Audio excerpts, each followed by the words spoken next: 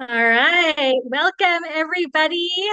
You see in the chat that lots of you were here on Monday and you're returning today.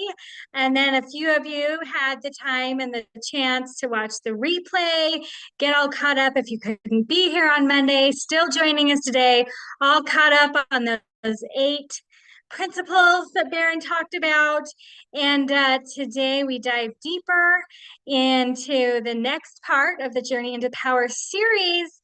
And Nick and Baron have an amazing training for us today, and they will end the call with a live practice. We're all going to practice together, so I hope everybody brought their notebooks because there's also going to be a lot of inquiry work today, and then there's going to be a physical practice at the end. So make sure you have your notebooks, have your mats, cameras on. That's one of our number 1 rules, as if we were together in person. That's what makes us all feel that way, right? That connection when we can all see each other's faces. So cameras on, but microphones muted. Make sure you're keeping yourself muted so that we don't distract from the training. Distractions off as well. Make sure all your other tabs are closed, notifications off, phones silenced, or even better, out of the room, so we can just be really present, because as Baron says, if we are not here now, then we are nowhere. And so to get the most out of this experience, we must be here now, fully present, fully engaged, as if we're physically in the room together. And then again, we're going to be doing our prizes at the end for a couple of lucky winners who keep their cameras on, stay engaged, either sharing when on video or in the chat. We'll be watching. We'll pick a couple of more winners. If you didn't hear that part on Monday's call, we'll be sending out 2 copies of to two lucky copy each to 2 lucky winners of the Journey into Power book that's going to be personally signed by Baron. He'll say pretty much anything you want within reason. So we have that going on. And remember to share in the chat. This keeps sharing is caring, right? The more we share, the more we expand the experience for ourselves, the more the teaching and the training lives in us, and then the more we get from it all together. So yes, Amy says her mat is ready. Cynthia says good qualifier. We got people from Canada, all over the place. So last thing, when it's time to share verbally, instead of just in the chat, if you're one of the brave souls who's going to share verbally on the call, the way to do that, we tested this out yesterday, is just go down to the bottom of your Zoom screen. You actually have to hover your mouse down there for this bottom thing to pop up. There's a little heart button that says react. You'll click on that, and then it will have a whole bunch of emojis and reactions. But at the very bottom, it has a little button that says raise hand. And that's how we can call on you in order. So be ready to raise your hand. Yep, just like that. Let's do it right now. Everybody raise your hand. There we go. There we go. All right. We love that. And first come, first serve. So we'll call on you in order of that we see you on the screen, because that's the first ones that were up. And we did run out of time for some of those shares yesterday. We love hearing from everybody. But if you have a deep burning yearning to share, make sure you get that hand up real quick. We'll also be reading some from in the chat in case you're in a space where you can't share for some reason. We want to make sure that you're included as well. Okay, everybody put your hands down. If you haven't yet, you just push the same button. It'll say lower hand. Yeah, just like that. All right, now for the man of the hour. Welcome, Baron, and welcome, Nick. What's up, everyone? Yeah, welcome. Good to be with you all. Part 2, day 2, part 2 of Journey into Power. We want to have a conversation with you. I'm hoping, I'm asserting that it's going to be enlightening. God willing. And we're going to practice a little bit at the end, just a short, sweet, deep practice. We'll see how that goes. We'll see what the energy in the room is. What do you want? Is it active? Is it more restorative? We'll give it a call. We'll make that call as we get to that point. Yeah, Nick and I want to we're going to have a conversation. We're going to go through part 2 of the book, building, healthy poses, building a practice that works for you. The person wearing your shirt, the person smiling right now. Come on, smile up, smile up. Wait, where? There we go. That person, that smiling person, that's the one we're going to practice for today and speak to you. And as we're going through this, Nick and I do you all know Nick Clark? Nick, you just want to say hello to everybody? What's up, everyone? Welcome. It's so great to see everybody from all around the world. I'm so glad to be here working with Baron. We've got some amazing content for you tonight. Yeah, good. Nick, Yep. Where do you live? Tell them where your studio and like that so they know about you. Yeah, my wife and I have a studio in Folsom, California that's called Spotted Dog Yoga and Sup. And right now I am in Idaho, which is where my family lives. So, Yep, we're in Idaho, but we got our business back in Northern California, and Baptiste Yoga is alive and well in Northern California. Yeah. Yep. Yes, it is. Yes, it is.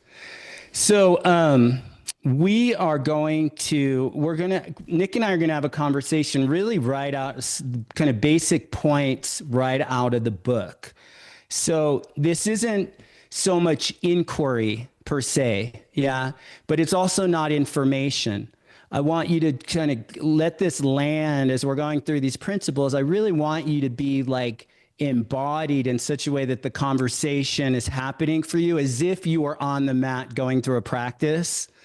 So kind of open up and pull the wax out of your inner ear, the body's ear, so to speak.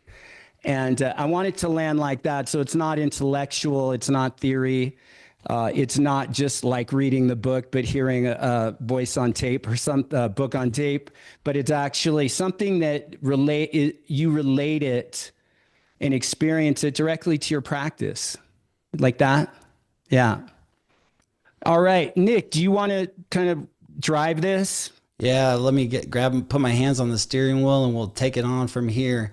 Again, so great to see everyone from all around the world. It's nice to be around you in community. It's one of the most amazing, most special parts about Baptiste Yoga that I love is being in community and seeing you here.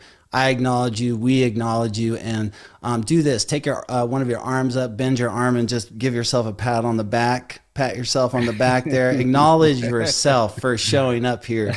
Like I said, we have some amazing content, and like Baron said, we're just going to be in conversation tonight. But first, I just want to really quickly, very briefly, speak to what Baron talked to on our call on Wednesday.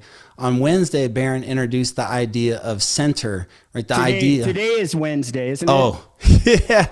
Let me get that right. Yep, you're right. On Monday, Baron introduced the idea of center. And when we move from center, rather than that, we actually can create a life full of vitality and energy and purpose that helps us expand in a natural way that is true to ourselves. And that has been my experience of getting into Baptiste Yoga, is that I actually at first thought it was about just the physicalness, just about building strength and building flexibility. But ultimately what I realized is that there's so much more to it. It was an opportunity and is an opportunity for me to understand more about myself. And so tonight, Baron and I are going to be having a discussion about your body and how to create real power in your body and in your practice. But more than that, we're going to be talking about how you can discover more about yourself through this practice. When I started discovering more about this practice and understood that there was more available for me, I realized that there was a lot of patterns that I had. I had a lot of patterns in my thinking and in my way of being.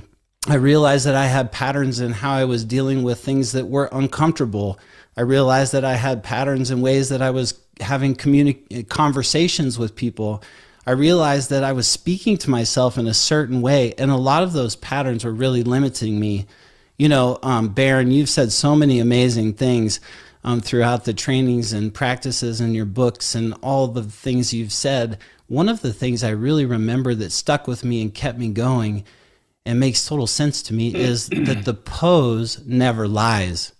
What do you mean, Oh, yeah. Baron? Yeah, what do you mean, Baron, when you say that the pose never lies? Yeah, the pose never lies.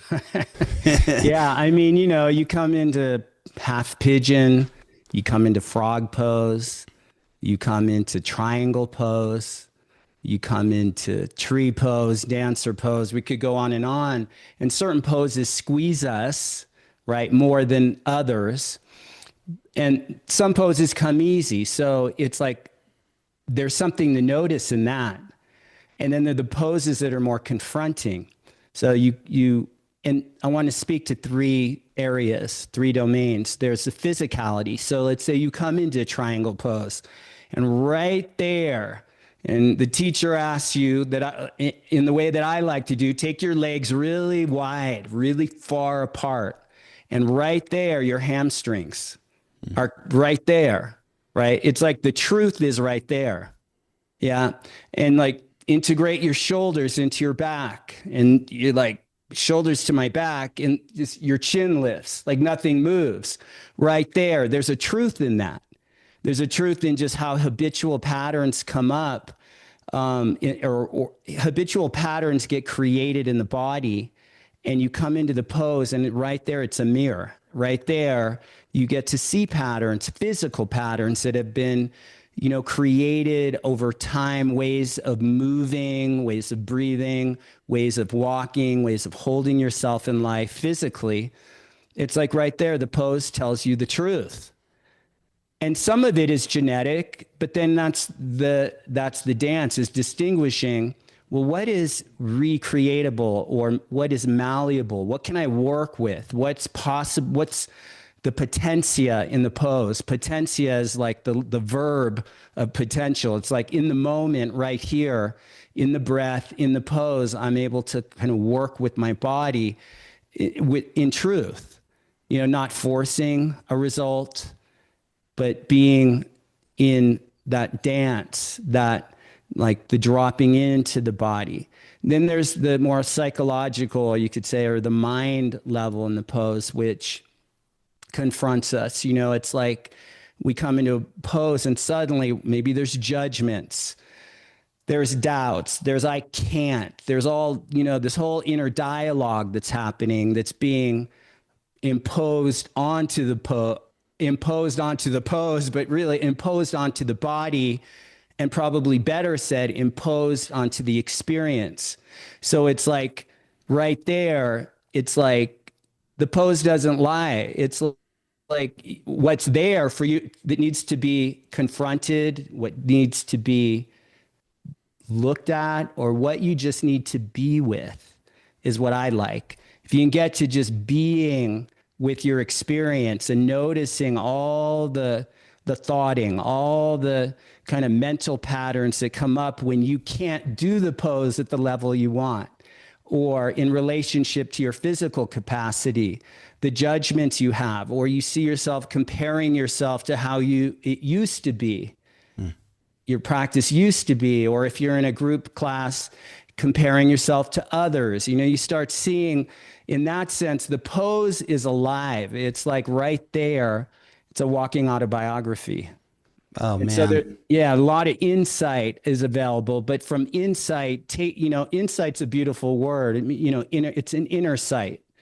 And I think when we come into a pose and we bring breath and we just stop, like all the doing, even though we're doing something, and we just do the most essential aspect of the movement, or aspects of the movement, and then we be with the pose. Like you drop in and you just be with it. And whatever there is to experience, you experience. But you're right there. There's truth right there to discover.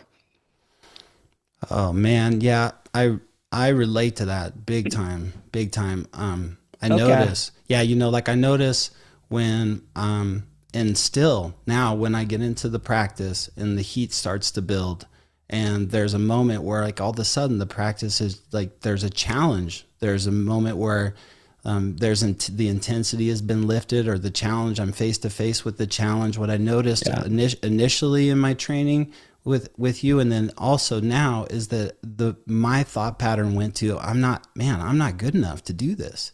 Like, am I strong enough to do this? Like, why can't I do this? What's wrong with me? Like, I know, and then the more that I did that, the more consistently that I practiced, and the more that I saw that, I realized that that wasn't just happening on my mat, man. I mean, that was happening everywhere, you know, in uncomfortable conversations with, you know, with my dad, or in comfortable conversations with people I was working with. It was happening everywhere. And that was pretty fascinating. And I imagine that all of you out there have had some sort of similar experience in this program, in this practice as well. And so I have some inquiry for you as a group and as a community. And it's a pretty simple question. When things get difficult on the mat or in your life, what is your default reaction? And so you can type it in your chat. When things get difficult or in the mat, what is your default reaction? Do you push harder?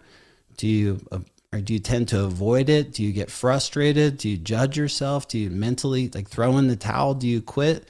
Go ahead and throw something in the chat. Yeah, Mel, good flight, right? Get me out of here. Think, plan, move forward. I dig deeper, lean into it. Good, Judge. Frustration leads to breath and presence. Fight or flight. Yeah. Victimize. Yeah, good. Very creative. Default reaction is to be, oh, these are moving fast. It's a moment-to-moment practice. Practice emotional intelligence. Push harder. Yeah, good. Really good awareness. So the defaults, right? These are our habitual patterns in life. So it's like, you know, the mat, I like to say, you've heard me say, some of you have, that it's kind of, the mat is who we are on the mat is who we are everywhere in life. Like the mat is everywhere. So it's like, it's a beautiful opportunity on the mat to like discover your default triggers, default patterns like that. Yeah. Okay, let's move along, Nick. These are good. Yeah, really good, you guys. Awesome. And I relate. Now we're wait, real quick. Debbie, do you want to read some of these off the chat? I was trying. I did a terrible job. But there's so many good shares, you guys. Go ahead, real quick. Yeah. Jamie says, in the past, it was to freeze. And since I found the mat and completed the 40 days, getting better and better at pausing and breathing through it all. Sam says, shut down, avoid, flee, or practice staying grounded and present. Diana, this is beautiful. This practice taught me to just be. It's not like I was that before, though. Before, I would hide and give up in a way. And Kelly says, I handle each situation differently. Work harder, physical, stop, confrontation, avoid. And Pilar, triggered to blame self or someone. Very good shares. There were many more, but really. Blame the teacher too, right? I never did that. Never, ever did I do that. Yeah, take out the messenger. Yeah, okay. All right, what's next? All right, now, y'all, we're going to jump into the pillars of power yoga, right? And Journey into Power, Barron introduces something that we call the pillars of power yoga. And these are the transformational practices that bring the practice to life within the movements. And the pillars are, number 1, breath; 2, heat; flow; drishti; and uddiyana. And what's interesting about these pillars is that they're not just something technical that we put into our practice, right? Actually, the way that we use these helps us to understand more about ourselves again and how we relate to life. So we're going to jump in and explore just a little bit more. And first, I want to talk about breath. Okay, so Barron, got a question for you, buddy. You ready for a good question? You say that, Bring it. Yeah, man, you say that breath is the foundation of the practice, but something, that I notice is that when I'm faced with challenge on and off the mat, when I'm stressed or when I'm overwhelmed, what I notice is I actually stop breathing. So my question for you is, what does it reveal about a person when their breath disappears under pressure? Yeah, it's very good. Yeah, when we're in a reactive state, it's like life is a storm, or let me say it like this. There's a storm, and then there's the eye of the storm. Yeah, like the eye of the hurricane, and the center of the storm is stillness. Yeah, it's clear. I've stood in the center of a hurricane, in the eye of a hurricane in Mexico one time, and it was interesting because the first 3 hours of the hurricane was hitting the house I was in, and it was brutal, 185-mile-an-hour winds. And then all of a sudden, after about 3 hours of brutal, like violent, turbulent winds, and the house felt like Wizard of Oz, like the house was going to just float off. But all of a sudden, it got so quiet and still. The wind just stopped. And I walked outside. I was hunkered down in a bathroom, actually, at this house. And I walked outside. You could see the stars. It was clear. There was a stillness, like a calm, but it had an eeriness about it. It was because it was so alive. It was a different kind of energetic field that was unfamiliar, but it was so calm. My nervous system just immediately regulated. I could feel my nervous system just ground. And in that clarity, I was like, I realized, wait, I'm in the eye of the storm. I'm standing in the center. And I had maybe like 20 or 30 minutes of that. And then suddenly the winds start coming. And then it was another 4 hours of like 185-mile-an-hour winds. But it gave me a distinction in life, because in life, we're either in the winds, in the storm, reacting, or we're right in the center. And when I say my nervous system regulated, when I was standing in the eye, like right in the center of the hurricane, I was physically centered in myself. My breath was so deep and calm and grounded. And then when the storm came again and it got so violent and turbulent, it was like I could feel, and I had fear coming up. I could feel my breath starting to get short and shallow. And I was like, what I got was, this is like life. I can flow from the center, where there's in the center, there's calm breath. And I can be interacting with the wind. But it's not around, when I say interacting with the winds of life, we step away from center. So it's not, like we like to think that life or the winds of life pull us away from center, but consider that we don't get pulled away from center. We step away from our center into the winds. And so I just want to give that, because the breathing practice, when we bring the pranayama into the practice and we really intentionally bring the breath and flow, we work with Ujjayi, obviously, in our practice, but even other pranayama practices, not a shodhana or, different pranayama practices. When you practice breath, you immediately come into, it's like I experience it as layers. The first layer, like layers of an onion. The first layer, there's more like friction and, frantic, whatever, disturbed energy, that first layer. But as you stay with the breath, you drop down to another layer. It's still kind of upset or, windy, a little turbulent energetically, like in your body and in your being, you experience it. And then you drop down, you go layer. It's a series of levels of increasing depth as you stay with the breath in the practice. And what you realize through the breath in a posture, in a practice, is the breath is the access. It brings you back to center. It brings you back to present. It brings you back to the here and now. So it's not like, it's not about stopping the winds of life, because the storms in life are always going to be coming at us. But the center is within us. So the storm is around us, but the center is within us. And the breathing practice, the pranayama, it brings us back to center that's within us, you could say, like right here. Yeah, man. Wow. I love that. I've never been in the storm of a hurricane per se, but in my house with 3 young boys running around from moment to moment, it seems like there's a hurricane. And at times I get caught up in the winds. And similar to my practice, what I've learned and what you're saying is that it's not the poses that I'm having a hard time with. or that I was struggling with. It was more like the intensity that I was struggling with. And by coming back to my breath and anchoring myself through my breath, I was able to stay calm. And in my household, I find that that means that I respond more than react. It means that I connect more and ask questions and support more rather than being upset more. And breath has really been the thing that's allowed me to stay and keep from reacting. So that's awesome. Great. Okay, y'all, I've got a question for you. But first, turn your body towards the screen, ground your feet down, and take one slow breath in and out. Good. And ask yourself the question, where in my life do I stop breathing? And go ahead and type it in the chat. I'll put the question in the chat for you too. Where in my life do I stop breathing? Is it in work, conflict? Is it when you think about or talk about money, relationships? Maybe if there's something where there's somewhere where there's some sort of uncertainty.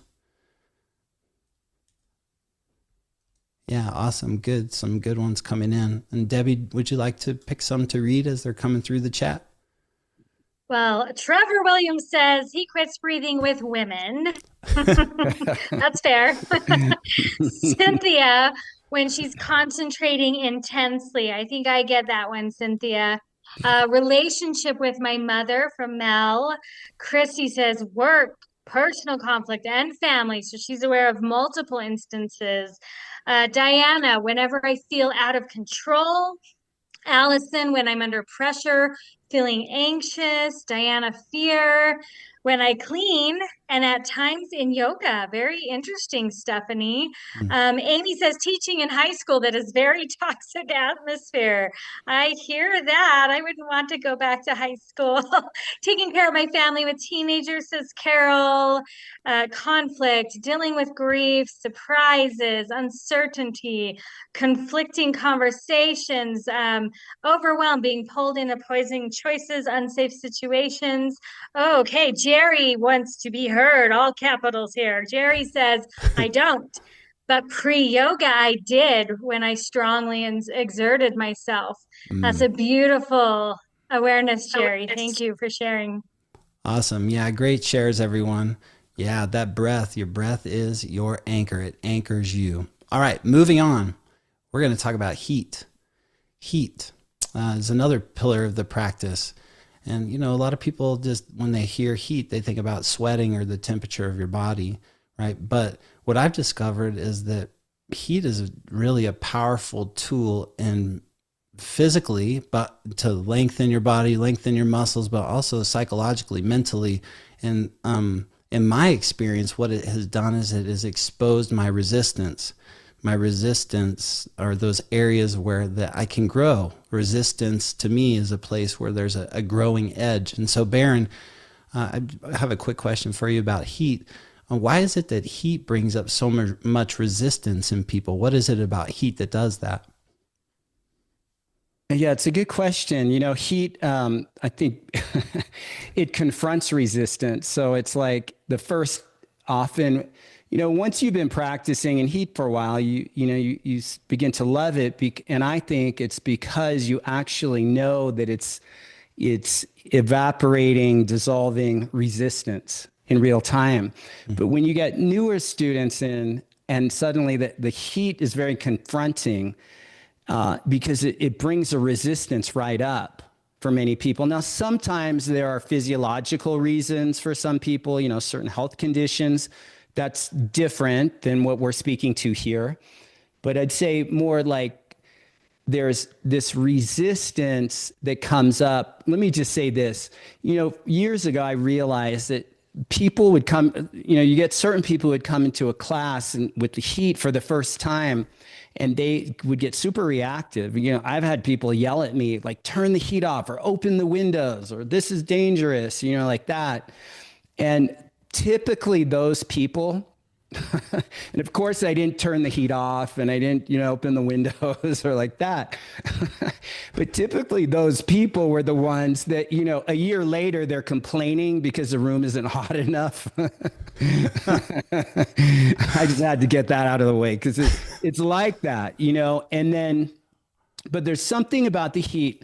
I know if I'm more like have more toxins in my body and I go, into the heated practice room, that it's going to be uncomfortable. It's just going to be uncomfortable. There's going to be more resistance as toxins are, that your vascular system's dilating, you've got more blood flow and things are moving and it's uncomfortable. But I also know just from experience of practicing in heat over the years that it's actually things moving through, energetic, metabolic, mental, like noise, there's something in the brain. I forget what part of the brain, but the heat stimulates a relaxation response in the brain. So your parasympathetic nervous system immediately, once it hits the you relax. And then you notice your muscles and generally you feel just more malleable. It allows you to move with more ease and flow.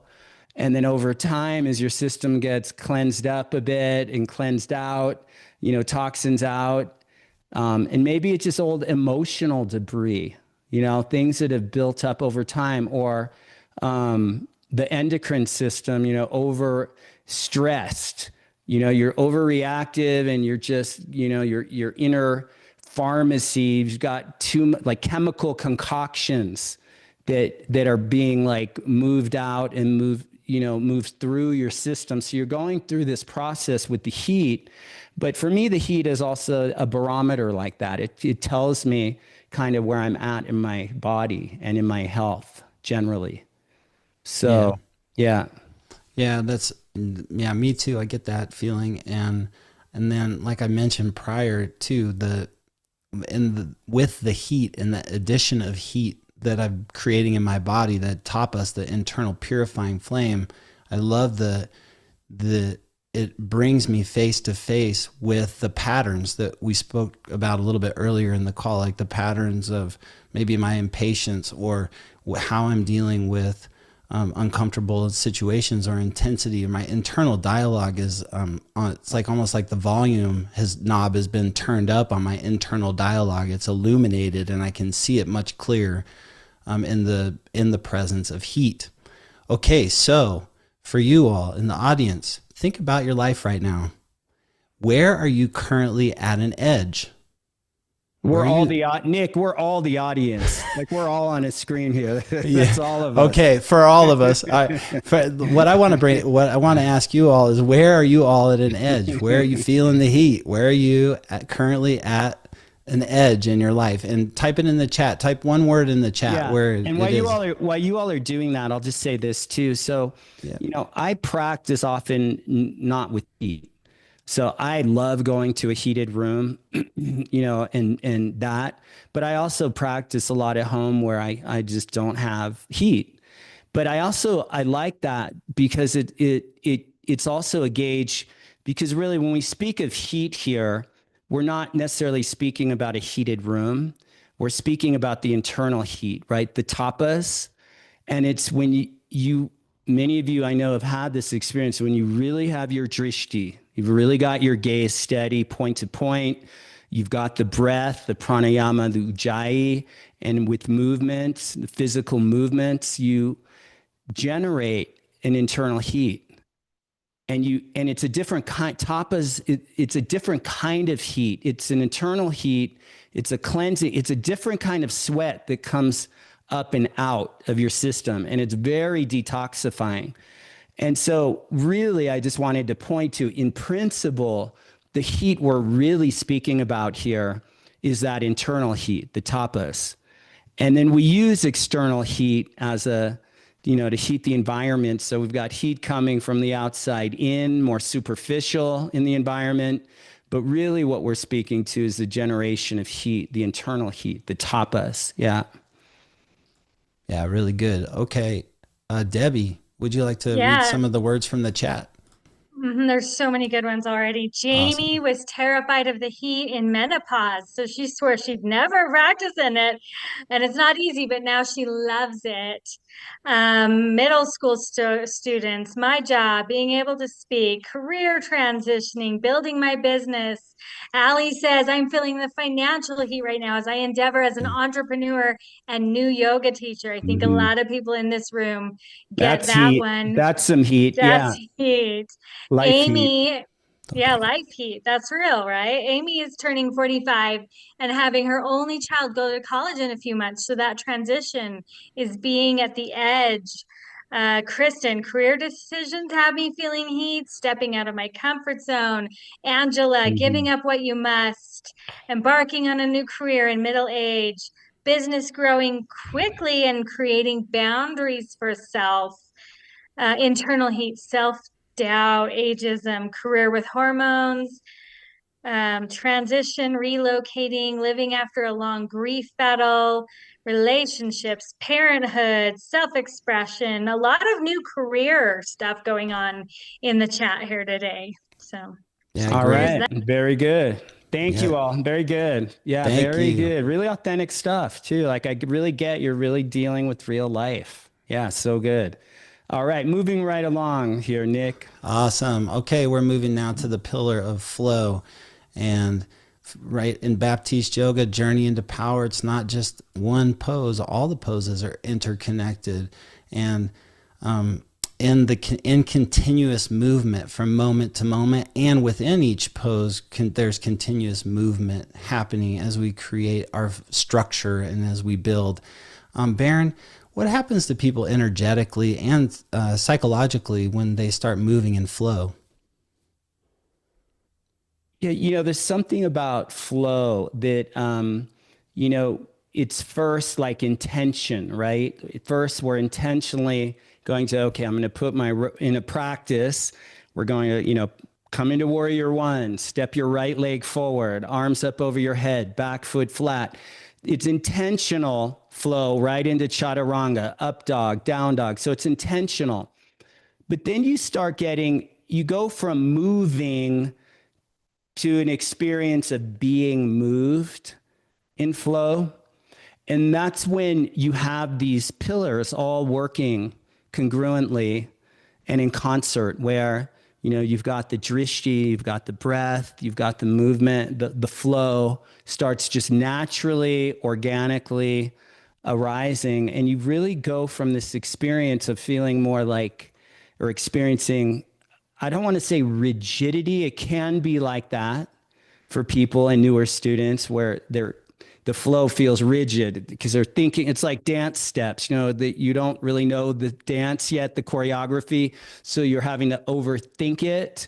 But once you get past that, maybe then you're more intentional. But then when you really let go and you've got the drishti, you've got the breath, and you're moving through the practice, you experience just being moved. And that's when you come out of your head. That's when all the thinking and all the stories and all what judgments, all that sense of lowercase I self, all that stuff kind of drops into the background. And I think that, that's the opportunity as practitioners, is to really just, okay, you're moving, but you're allowing yourself to be moved. And you're being moved by something greater than yourself, you could say. Maybe you're being moved by your purpose in life, your calling. Maybe you're being pulled by something and you experience that something's moving you. You're being moved, and it's thoughtless. It's without thought, and it's more instinct. It's more just from just something greater moving you, some force, life force. Yeah, the word that comes up for me when you say that too is just being more natural and showing up, right? And in your natural way of being, not trying to do it a certain way, not trying to be a certain way, but just being and trusting and having faith that where you're supposed to be. And then if you just stay present, that the things that are supposed to happen, the words you're supposed to say, the people you're supposed to connect with, the opportunities that you're supposed to be involved with will show up for you. It's like the don't try hard, try easy. That's right. Yeah. I mean, I think and when it's a surrender in a sense too. You're surrendering, you're giving yourself over to something. Yeah. Something bigger. That's flow. Yeah. Yeah. And that's a beautiful experience when we have that. And when we get that on the mat, we get that in life. It's like life is moving. There's a natural momentum. Yeah. And I like the word natural for this. Yeah. Yep. And we just take that lowercase I and kick it out of the way and be up to something be something up to bigger than ourselves. Okay, everybody. You don't have to kick it. You just don't give it much attention. Okay. And then you let it be and it'll let you be, kind of thing. Yeah. Yeah. Yeah. No kicking. No kicking. Yeah. And if it wants to stick around and complain in the background, let it go to town. But yeah. Yeah. Okay. Okay, you all, great. Where in your life might you be overthinking instead of moving? Where in your life might you be overthinking instead of moving? Go ahead and drop that in the chat. And I'll put the question in the chat for you too, so you can just take a look at it. Debbie, let me know. You got some stuff coming in? Yep. Well, before the question, I do want to notice that Cynthia mentioned falling asleep in frog. I don't know how you could do that, Cynthia, but kudos to you. As for the question, Amy says relationships and follows that up with a yikes. So she's dealing with some stuff there. Decisions as a parent, work, finances, acquiring new skills and showcasing them. Diana says career and money, overthinking relationships. Jeannie with her siblings, all of us are retired. Nancy finding a new career and even a new purpose. Same answer, building my business, overthinking all the aspects of running a yoga business. Yoga teaching in a studio, career decisions, finances, career change. Ooh, Dave says writing a book. Cool. Working in the operating room, that does sound intense. What Judy says, what if instead of just try and see what happens? Okay, Diana, when I first started teaching yoga, all while managing a full-time job and kids from toddler to teenager, kudos to you, Diana. A lot more stuff about career, entrepreneurial endeavors, and communication and overthinking. We've got one more. Allie says, overthinking if I've got the body for a yoga instructor. All bodies are yoga bodies, but I struggle to extend myself in the same grace. I think a lot of us can resonate with that, Allie. Yeah, thank you. Yeah, very good. Good. I love that you all are kind of relating this to life and your life as your practice on the mat and off. And I'll say this about this overthinking thing that I've learned in my experiences. What I think about something makes no difference. It's really engaging that thing, being in action and interaction with that thing, whether it's the pose, the practice, and in life. But overthinking makes no difference. Yeah, your thinking makes no difference in something. Now, there's something about thinking through something. Yeah, if you're thinking, doing conscious thinking through, I think that's the ideal. But we're talking here more of just like drifting around in stories and that overthinking. Yeah, thoughting, as my friend Trevor likes to say. Okay. All right, moving right along here. Yeah. Great. Drishti. Let's talk about drishti, which is your gaze. Something that seems so simple, right? To set your eyes onto one specific spot. But what I started to notice is that in my practice, where I set my eyes and how I set my eyes determined how I was feeling internally. And so if my eyes were scattered and all over the place in my practice, my mind and my body felt disconnected and uncertain. But when my eyes are focused, I feel way more connected, and to not just my breath, but to my entire body and to the entire experience.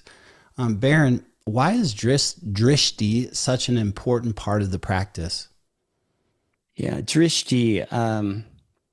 the eye gaze. We call it a gaze, but so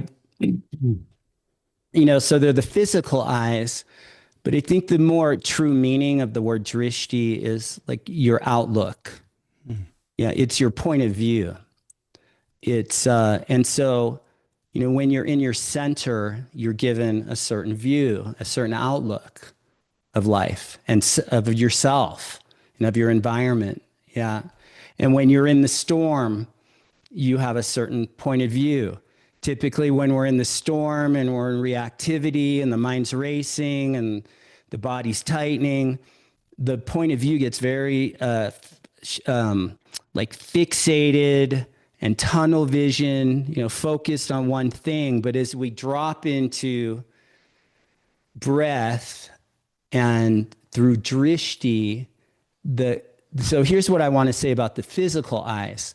When we soften the eyes, but we're seeing from a bigger outlook, we're looking from our center. Yeah, we talked about how the breath brings us to center. Drishti gives us a focus. We put our attention on what's right in front of us. Our path is what's right here. Where my feet are is my path, and what's right in front of me is my drishti, what I see. And when I really put my attention on what's right here, I come into more of a center, more of a ground of being. And I'm present to, it's a bigger looking than just staring at a spot on the floor in front of me, like in a pose. It's like, it's the dance here of like, where am I looking from, so to speak? So I'm not just looking from my physical eyeballs, but it's where am I looking from? Where am I coming from? Where am I flowing from? Where am I breathing from? Am I breathing from, the upper chest and short and shallow survival breath? Or am I breathing from, the center of gravity down, in my core? And, but the drishti, again, it's a practice, it's a tool. We call it a pillar of the practice, but when you bring drishti in, it does something, you're putting your attention on what's right here and taking your attention off everything else in your life. It's a physical presencing through drishti with an access to your center. And once you have your center, you're seeing from your center. Your whole outlook on life shifts. The whole outlook of the pose or the practice and how you're engaging with it, a different outlook on yourself. But there's something about putting your attention on an outer point where you can't help but be aware of all the points of your body and all the inner space that you are, kind of thing. Yeah. Yeah. I was, most recent in the last year, my dad passed away, and, in a way I avoided my mat for a bit, but my drishti outside of my mat and in my life was all over. It was in a lot of different places. And the moment that I got onto my mat and focused my drishti and did work through the pillars of this practice, but really starting with getting my breath moving and then focusing my drishti, it brought me back to life. I felt like I was in a way like dying, like I would too, that I had this experience where there's a lot of these emotions that started to come up on my mat, but I allowed myself through my drishti and my experience of my body to actually feel the sensations and the emotions that were happening in my body, other than just pushing them away, because that was what was right there for me. And I noticed that my attention, after moving through practice with a focused drishti, that my attention became more clear and focused.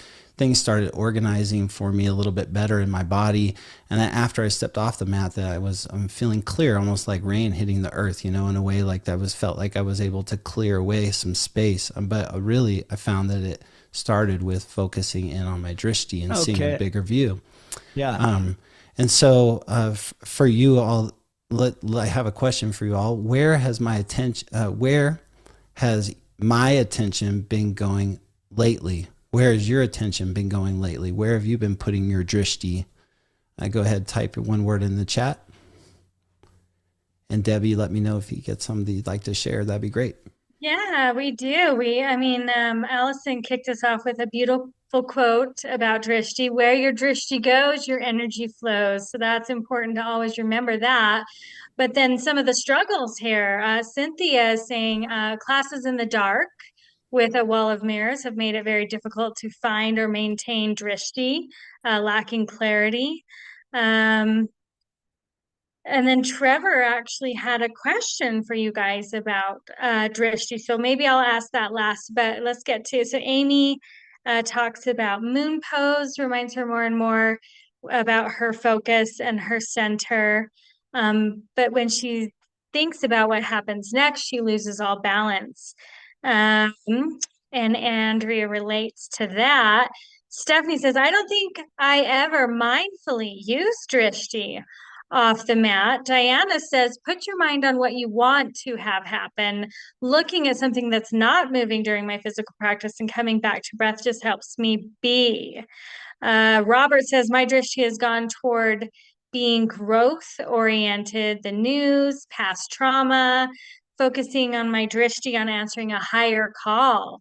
Family life, healing through drishti and meditation and yoga, through tenderness and vulnerability, focusing on my drishti on what's possible. Very, very good. Did you guys want to cover Trevor's question?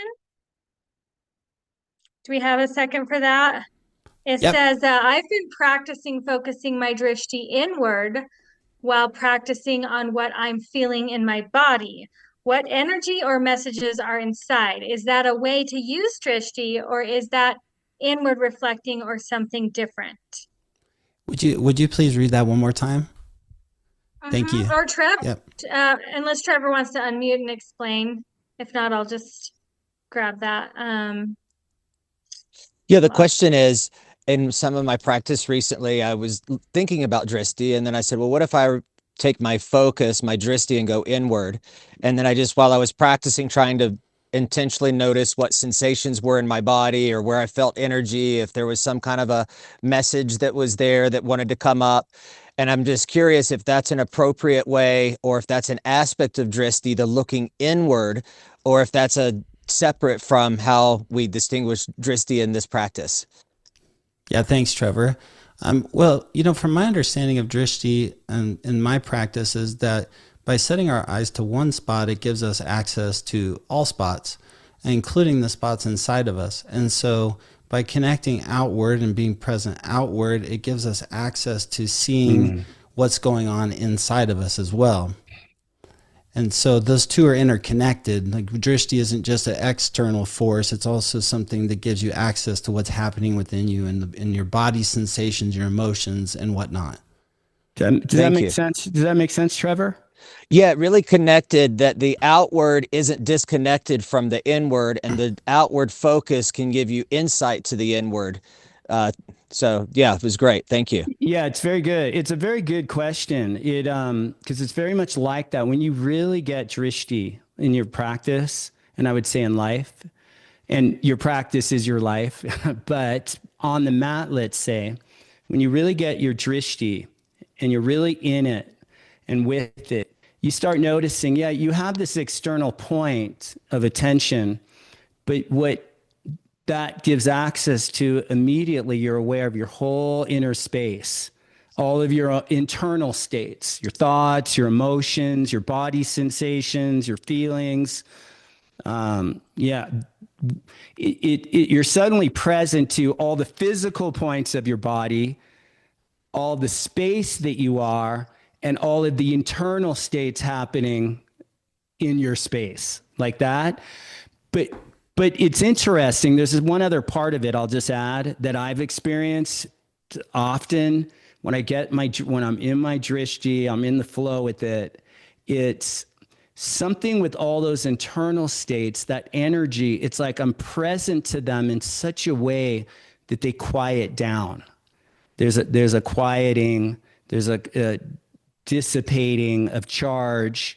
There's like, when you get present to something within yourself, it's like you acknowledge it. There's an acknowledgement. You're present with it.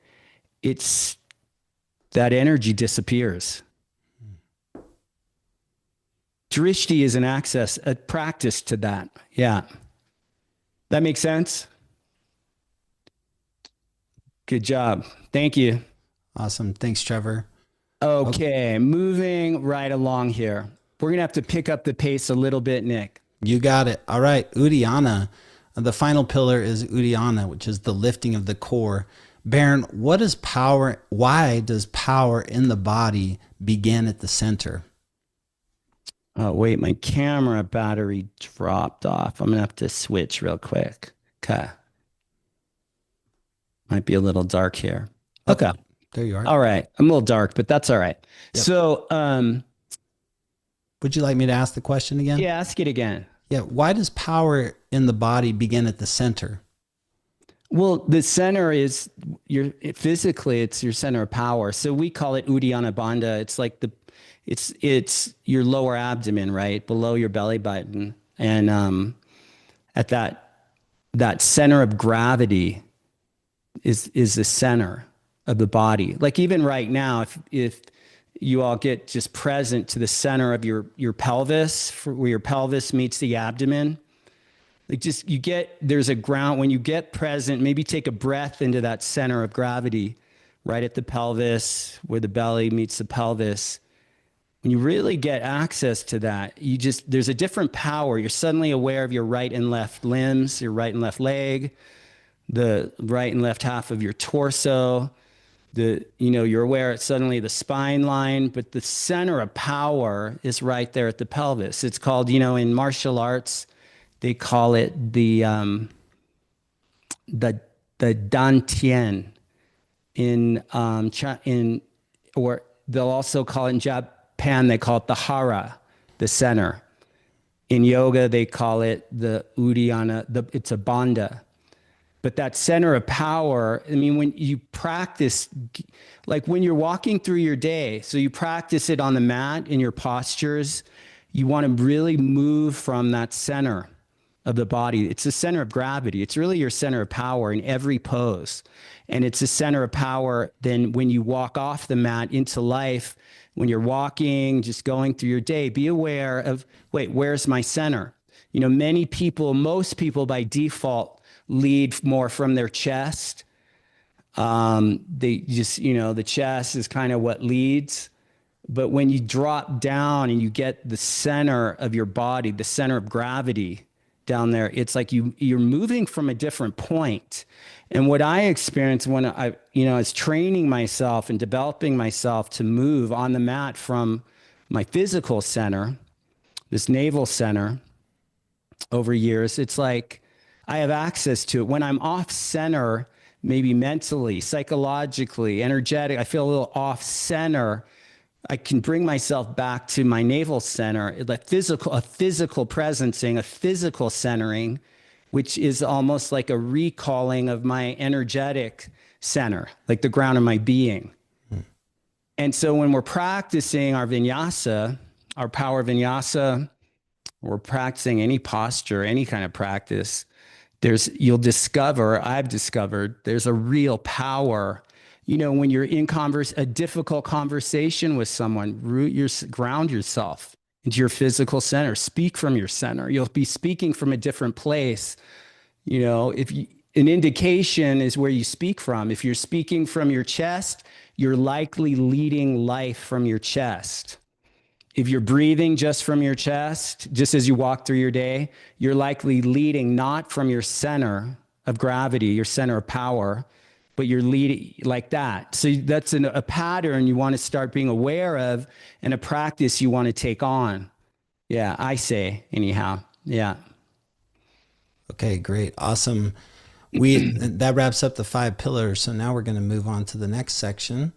It's just called Why Daily Practice. When I read through the Journey into Power book the first time, I know you really focus strongly on creating a daily practice. And when I first heard that, I thought, oh, that seemed like a lot to me, but when I started creating consistency in my practice, I started to see how it actually guided my day and how getting up on my mat and practicing in the morning really guided me through my day and created rhythm in my life. Baron, what changes when someone starts to practice every day? Yeah, well, yeah, it's good. Good question. That was in the book. Yeah, Hmm. it's a good book. It's a great book. Well, it's like anything, right? It's like anything. So we've all heard that thing where it's like 10,000 hours of doing something for 10,000 hours develops mastery. But I don't think it's actually like that. I think it's more practicing 10,000 iterations of something. So when you're intentionally practicing, like we're speaking about, from the center, from the center of gravity in your body, when you're moving from drishti, moving from ujjayi, you're moving with flow, and you're doing that consistently, and you watch, you have a looking for when you're not moving from those practices. Yeah. You, like, if you're not moving from your center, well, wait, stop, Baron, catch it, drop into center and move from here. But if I'm practicing like that consistently, daily, over time, I'm developing a mastery in how I walk through life. And that's what the practice is. It is a practice of developing that kind of awareness, not just awareness of, psychologically, or awareness of all my, thought patterns or habitual patterns of betrayal or default patterns, or all of that. But it's also, you're practicing things you want to have happen. You want to have it's like you're directing and orchestrating how things go, like who you're becoming, how you walk through life. Awesome. Yeah, really great. Thank you. Okay, everyone. Imagine practicing even just 20 minutes a day for the next year. How might your body change? How might your mind change? Again, imagine practicing even 20 minutes a day for the next year. How might your body change? How might your mind change?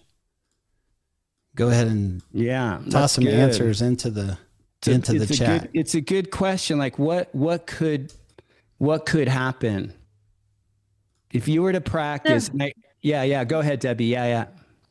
I just, right from the get-go, before you even finish the question, Diana quoted your book saying, I believe you said in one of your books, 3 times a week to change your body, 5 times a week to change your life. And that really stuck with me. And then Robert says, more fluidity of both mind and body. Judy says, consistency creates results. Amy says, what could happen? Everything I didn't see possible. Amy says, it will transform, breaking the rocks. Ryan, could unlock the best version of myself with consistency. Dara, consistency, strength, clearer mindset. Angie, strength, stability in mind and body. Trevor, flexibility in my practice, being more flexible in life, right? Those do relate to each other. I would feel more capable in all aspects of life, says Allison. Nervous system regulation, body and life, relationships. Anything is possible when you come from anything is possible. Daily practice working on yoga poses that allows yoga to work on you and your life. Really good. Really good. There was a lot more. But okay, one more. Marina, body will get stronger, but even better, the mind will be ready now for anything. Mastery of all things through regular practice. Very good shares, everybody. Awesome. Yes, really good. Really good. Great. So consistency and daily practice has a lot to offer for you. Now we'll move on to master principles of alignment. The next section of the Journey into Power book introduces the master principles of alignment, which are architectural principles behind creating healthy poses. But what really struck me and grabbed me is that these principles also apply to how we build our lives. The first principle under foundation is to build your house on a rock, which really raises the question to me around how many people are building something on an ungrounded, unsteady foundation. Baron, why is it so important? Why is foundation so important in the yoga practice? Well, the foundation of any structure or any structure is only strong as the integrity, yeah, of the foundation. So the deeper, the broader, the wider the foundation, more integrous the foundation, the more that the whole structure is in integrity. And I think that's true in a pose. It's true in the practice. It's true in life. Yeah, a relationship, a business, your health practices or not, like all of it, you want a foundation of integrity. And then you can really build something that lasts, built to last and evolve. Yeah. Great. Okay, everyone, take a moment and ask yourself and share in the chat, what is the foundation of my life right now? What is the foundation of my life right now? And I'll go ahead and put that in the chat. That's a deep question. What is the foundation of my life right now? Yeah, that's a good place to look. Like, really. Because if the foundation is shaky, if it's fractured, if it's cracked, you want to get to the bottom of that. Yeah, you want to get real about that. Tell the truth about that. And get into action to rebuild the foundation. So it's integrous, yeah. Mhm. Debbie, do you So have some? Mel says, Mel says family. Dana says faith. Cynthia, gospel. Teresa, faith and Baptiste yoga. Marina, the foundation of my life is my faith. Mel says my husband and my son.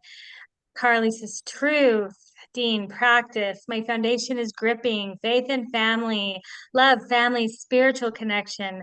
Nancy Duggar, my family and my yoga practice, and they all know it. Jeannie, God, following my purpose as I see He desires. Family, peace, gratitude. Family, realizing how fast time goes and trying to be more present with my kids and my husband.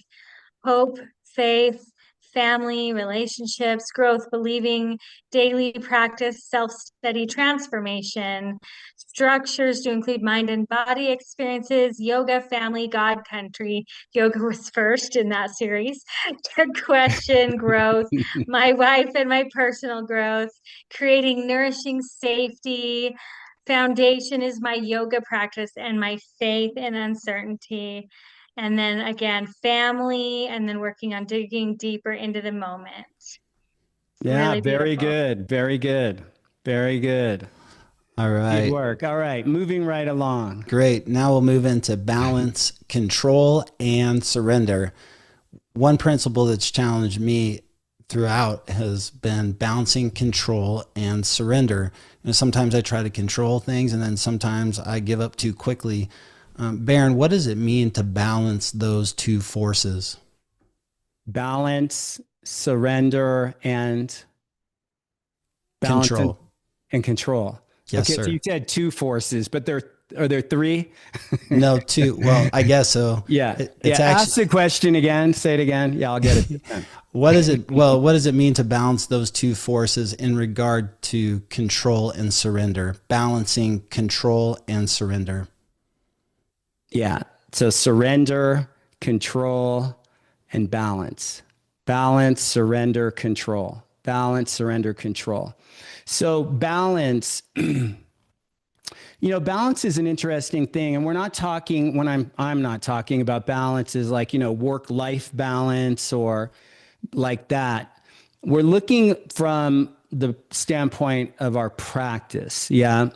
So balance, consider, like the old fashioned scales where they'll put the weight, like I was in Kenya last year and we were like in a marketplace and you see the women in the marketplace, they have those old fashioned scales. And on one side, one of the scales, they'll have like a weight. It's like a kilo.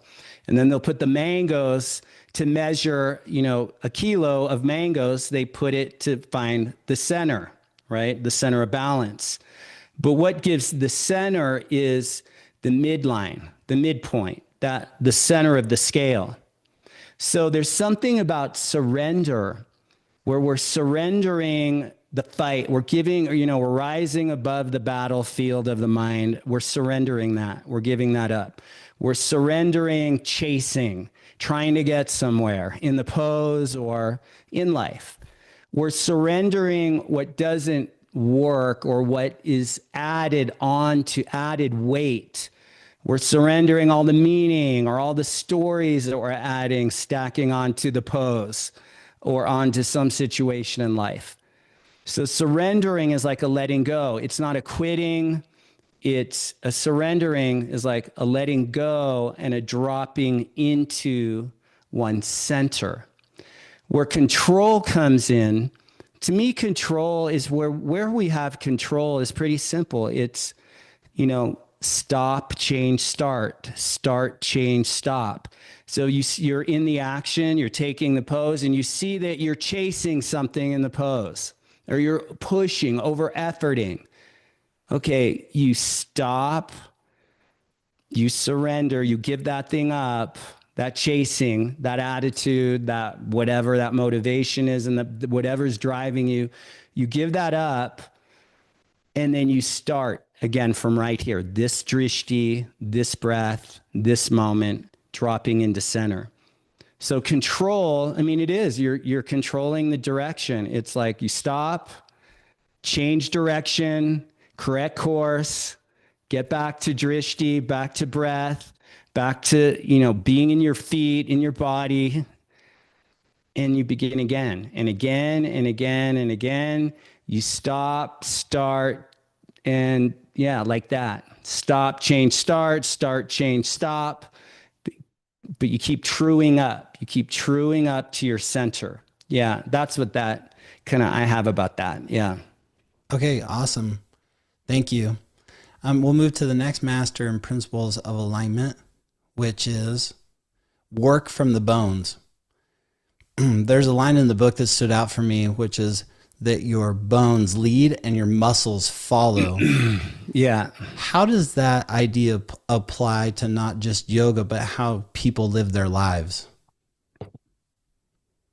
I'll say this, man. When I discovered my bones in my practice, like doing a posture from my bones, wow, that was like fireworks. Like I lit up, like my nervous system lit up like a Christmas tree. Like there was so much power in that.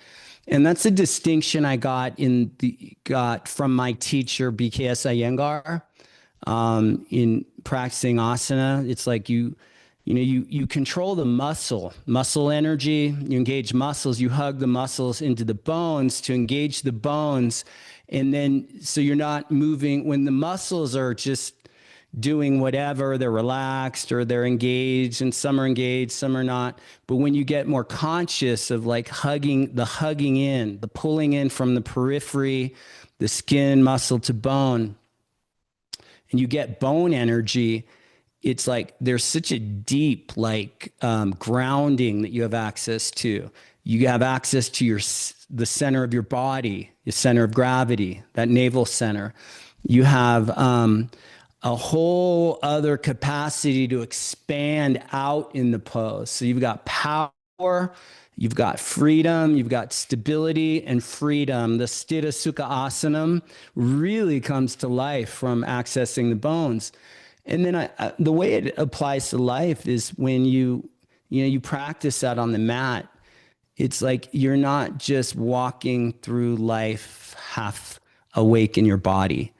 It's like, and when you are, you catch it and you're like, wait, you're moving from a different center in a different place of center in life. And, but the bone power, man, that's something, man. When you get that, you don't get it. It gets you. It's like, you get gotten by it. Yeah. Awesome. Bone power, man. Okay. Yeah. Thank you. Next, I want to talk about coming out of a pose. In this section, when you're talking about coming out of a pose, you say that many injuries happen not when people go into poses, but actually when they come out of them, which kind of made me think about life and transition in life. When in transition in life, we lose awareness. Why did transitions reveal so much about someone's consciousness? Yeah, it's kind of like if you want to learn about someone you're involved with, break up with them, and you'll see how they how they transition. It's like, the transitions. We go into things more intentionally, or maybe more emotionally, more impulsively, but there's more intentionality how we come into a pose, you could say, and it could apply to anything in life. But how we exit, that saying, I'm blanking on the saying, but it's like you burn bridges in a way. It's a loss of power. If you transition out of some relationship or some job, or you burn something, it's actually a loss of power for you. And that's what I think why I put this in the book 20 years ago, or 24 years ago when I wrote this book, is I really saw there's something about people enter into a pose, again, with more intentionality, or there's just more awareness, but then you see something they check out, and then that's where injury or harm comes into play. And I think that transition out of a pose is very much of a it's symbolic, or maybe like a metaphor to like life, or how it is for life. Like we go into things, we're enthusiastic, we're excited, we lose ourselves for a while. And if we've lost ourselves, then we catch it and we're like, oh, I'm out of here. But then that's where harm happens.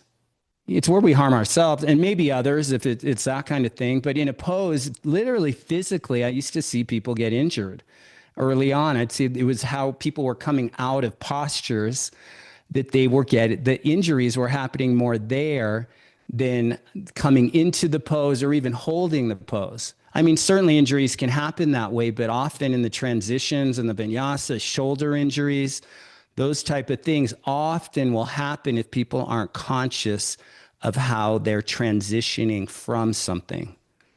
You want to have the integrity as you're coming in, and then integrity goes, you keep putting integrity into the pose, the integration, the true north alignment principles, the organizing principles, but all the way as you transition out, the integrity's in. Really good. Okay, everyone. Where in your life do you notice yourself rushing transitions? Where in your life do you notice yourself rushing transitions?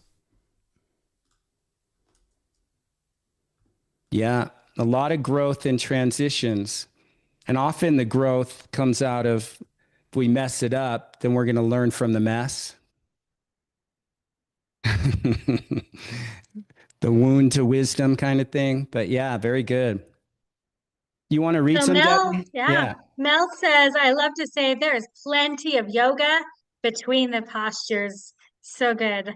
Judy, I try to think of the whole practice as a flow, so it's a continuous rather than start and stop. Allison says, on and off the mat, there can be so much growth in the transitions and the spaces in between. Amy says, aging, leaving early morning yoga or workouts and rushing to work, new friendships, health programs, expecting faster results everywhere, coming out of the wheel in crow. I have fallen on my face trying to jump back from crow, skipping time for reflection, going from my inner introverted world and moving into external extroverted world. When I am frustrated, especially when I feel trapped in a pose. My yoga before and after surgery, noticing myself rushing transitions when I'm eager to get to what's next. I think I can rush transitions in between clients, and I am not fully present and cannot fully show up. I often attempt to rush a transition from one job to another, says Allie. Dana, I overschedule myself, leaving emptiness and rushed in the ending of one thing to rush to the next. Mm-hmm. Yeah, very good. Very good. Okay. All right. Well, before we wrap up the conversation tonight and get to our practice, I just want to pause for a moment and refocus on what it is that we spoke about tonight. Because tonight wasn't just about poses. It wasn't really as much about poses as it was about patterns, right? Patterns and how we breathe and how we respond when things get uncomfortable, patterns and how we deal with pressure. And if you're really listening tonight, you probably saw something about yourself in this conversation. So let me ask you just a simple question. What pattern did you recognize about yourself tonight? And go ahead and type it in the chat. What pattern did you recognize about yourself tonight?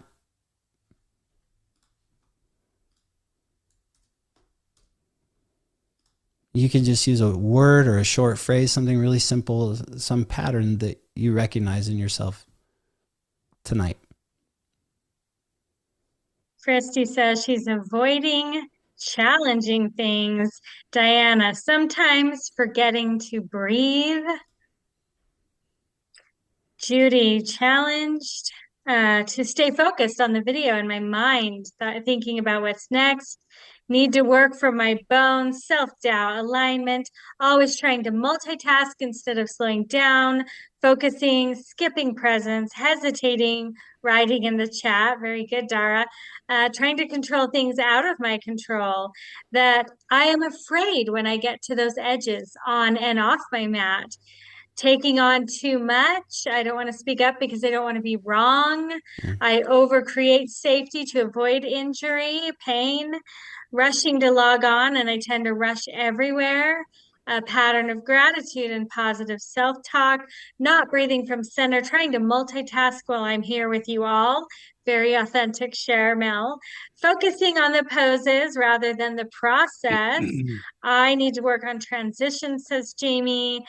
Trevor says, I justify breaking my practice and it costs me more later. And then Marina says, silencing the external distractions. One more. Allie says, I'm not where I once was, but I still have far to go, learning to find joy in the journey. And Robert, not easing back into an activity after time off and expecting to pick up where I left off. Yeah, really good. And if you and listening to those, and if you look in the chat and you can see, I mean, we're from all over the world on this call, and we're seeing similar human patterns, and probably you're seeing something in someone else that you see in yourself as well. And the powerful thing is that once you see a pattern, you're no longer run by it in the same way. You've created an awareness around that pattern, which gives you the ability to shift and move forward in a new direction. My next question for you is, what is one shift you're committed to practicing starting tomorrow? What is one shift that you're committed to practicing tomorrow? Or tonight. Or tonight. Okay, Kelly jumped right in. Kelly is committed to finding peace of mind and body in practice. Judy, moving from my bones, excited to see how it feels. Tracy says forgiveness. Mel says 20 minutes of practice per day. Stephanie says grace.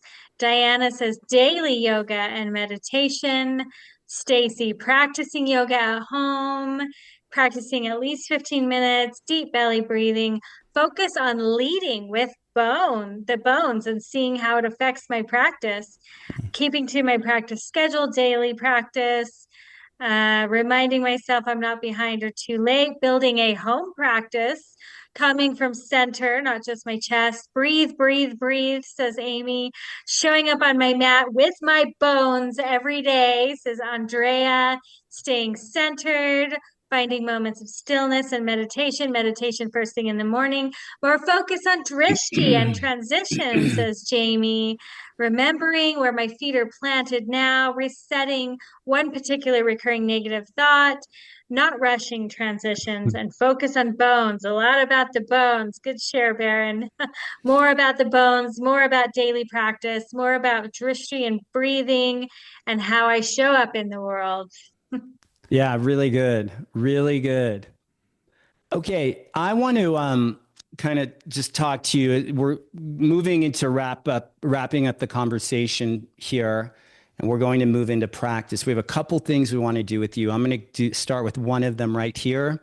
Then we want to share something, offer you something, and then we're going to practice, okay? So, but I have a question for you. You know, where are you living from when the storms appear. You know, the storms of life, and maybe they're little storms. Someone sends you an email, or someone says something they shouldn't have said, or you did something you shouldn't have done. You know, these little storms, or maybe bigger storms, but where are you consistently, typically living from when the storms appear? The practice is like preparatory for life in a sense. The practice is preparatory. Every morning you practice, or each day you practice. In a sense, you're cleansing the past from your system, but it's also, you're preparing your state of being, your state of mind, your state of body. And where through and from your practice, where are you living from when the storms appear? That's the question I have for you. Because every storm has two places you can live from. You can live from the winds, you know, taking your reactions, your response to life from the winds, or the center. It's just one of two places. You're living from the winds or the center. So in the winds, everything feels chaotic. You react, you get pulled around, your emotions spike, your thinking gets narrow and races. But in the center of the storm, something very different exists. Meteorologists, you know, weather people call it the eye of the hurricane, like I shared earlier. The winds spin violently around the center, but the center remains calm, still, clear. Same storm, but at the center, it's a wholly different experience. Two different experiences, yeah? In the winds or in the center. Two different experiences, in a pose, in a practice, and in your life. And that is exactly how life works. You know, we're flowing from one of two places with different, totally, wholly different experiences. Circumstances around us, you know, might be intense, but the difference between reacting and leading, you know, consciously leading, often comes down to one thing and one question: where are you operating from? The winds or the center? So I just want to leave you with this. You know, most people believe that circumstances pull them off center. We say things like that, you know, situation threw me, or that person pushed my buttons, or that thing knocked me off balance. But we speak as if circumstances have the power to pull us away from ourselves. But consider something different. What if the storm did not pull you off center? What if you stepped out of the center into the winds? Yeah, what if you like took that on, that nothing pulls you off center, but consider, because this is a source of power, I say, for you right here, to just, can you distinguish that you don't get pulled off center, but if you looked at, well, I step out of the center into the winds. So you're at choice. Consider you have choice. You have say in the matter of being at center or not. Because the moment you see that, you realize something powerful. You are always the source of your response. The storm may be around you, but the center is within you. And that's what our practice gives us. So, you know, I just wanted to also just share with you, you know, Nick, I'm going to pass this over to you, but I wanted to just make an invitation. We're doing a level 1 online, a Journey into Power level 1 training online. It starts Monday, actually, orientation on Monday, first session on Tuesday. And that's where this work deepens. You know, Journey into Power is the book for practitioners, and then the Journey into Power level 1 training, it teaches you, it trains you and develops you to share the practice, teach the practice skillfully with others. but you also just get the practice for yourself in a wholly new way. So, level 1 is where we learn to live it, embody it on the mat and off. So I wanted to make that invitation to you all just from me to you. And then Nick, I'm going to pass it over to you real quick. Yeah, great. And then we'll get to practice. Yeah, right after this. Yeah. Awesome. Yeah. And I also offer that invitation to you to join us for level 1. And level 1 changed my life. It really did. I got into level 1 when I was in a place in my life where I didn't have my feet grounded. I didn't know what was next for me. I didn't know about myself. I was living in reaction to the world. And at that moment in time, I had a lot of broken relationships, including one with my dad, that I was able to take tools from level 1 and bring them into my life and to mend relationships, including that relationship, which is so incredibly important for me. But I got so juiced about getting in my body and about creating strength and flexibility in my body and my mind that I ended up taking level 1, level 2, and level 3 in 1 year. And then my future wife ended up taking the levels, and we got into Baptiste. And you can surely say that our family is a Baptiste yoga family. Our 3 boys are living the Baptiste yoga methodology, whether they know it specifically or not. It's brought us closer together as a family. It's helped us create a lifestyle that has changed everything. We opened up our studio 11 years ago, and now we're up to helping our community make a bigger difference by creating leaders who go out into the world and make bigger leaders. And it's changed everything. And wherever you are in your life, whatever's going on for you in your life, just know you're exactly where you're supposed to be, and you're hearing exactly what you're supposed to hear, and you are ready now. And we would love to have you join us for level 1. And the level 1, virtual level 1 starts on the 16th of March, which is this coming Monday. So we'd love to have you there. Which is also my birthday. So what an amazing present, because I will be there. So I love that I get to be there. And I'm going to do one more quick share and throw out a gift to you guys for being a part of this series. And then these guys will get into the practice. So you guys, I hope you have your mats ready.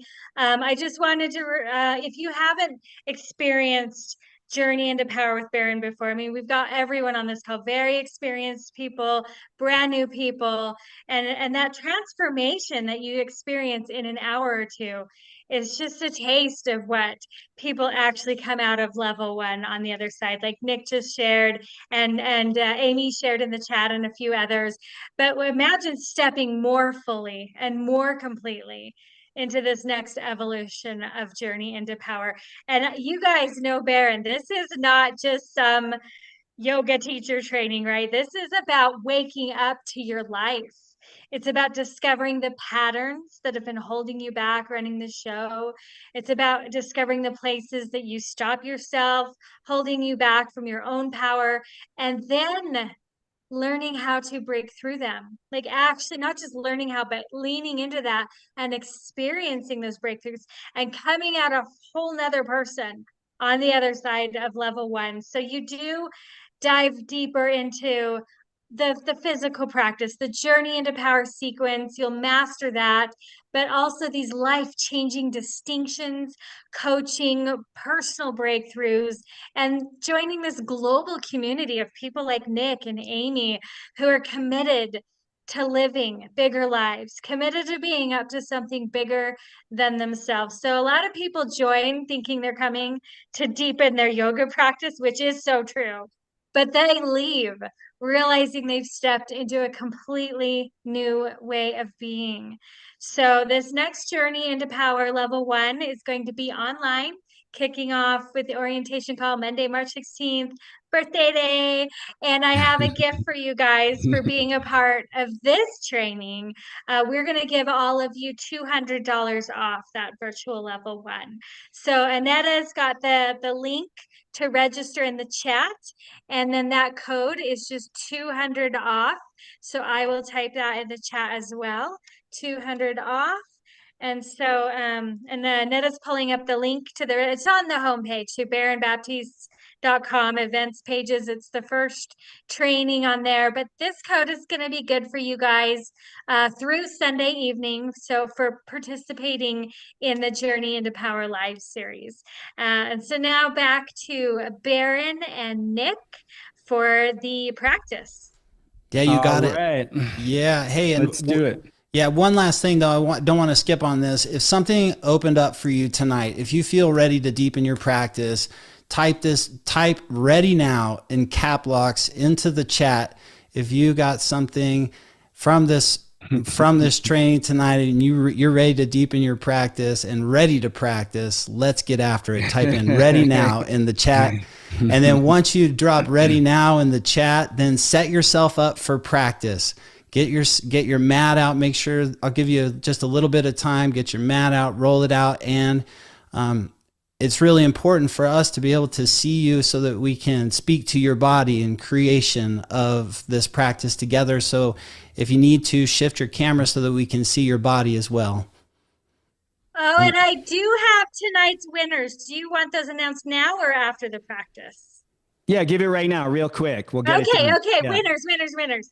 All right, there were so many of you. Again, like last time, it's really hard to choose. A lot of you are so engaged on your camera, in the chat, but I picked out 2 people who not only kept engaged on the camera and had a lot of engagement in the chat, but these 2 ladies also gave a lot of love to other people's comments on the chat. So they just went above and beyond.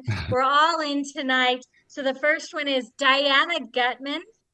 So you'll be getting a signed copy of Journey into Power, Diana Gutman.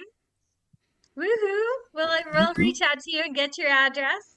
And then Andrea Miller, you are the other one tonight. So thank you for sharing all that love. There were more of you, and I can only choose 2, but we'll have a chance again tomorrow. So there you go. There's your winners. We'll reach out to you. And back to Baron. All right. Okay. So coming on to your mat, and Nick, I'll let you kind of lead, and I'll co-lead with you. But let's start with we'll just do 2 Surya Namaskara A's, and then let's go into the grounding sequence. Sequence. Yeah, just 2 A's. You could start an integration sequence, 2 A series, and then into grounding. All right. And great. and just to give everyone a heads up, this is going to be just somewhere between 20 and 30 minutes, this practice. Okay, so come into child's pose. Yeah. Pose of the child. Drop your head down, press your hands down.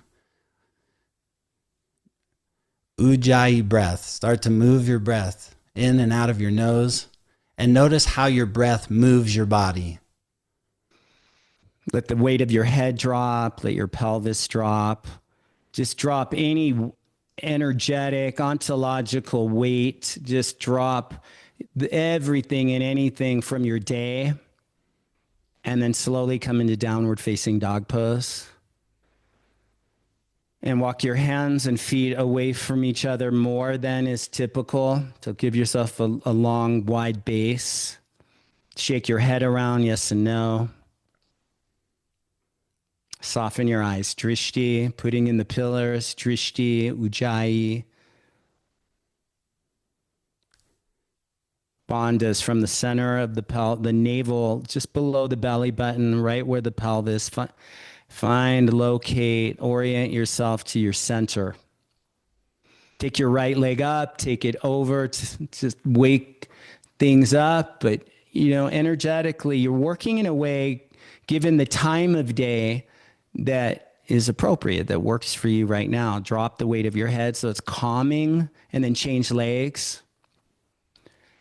Calming and yet moving energy through.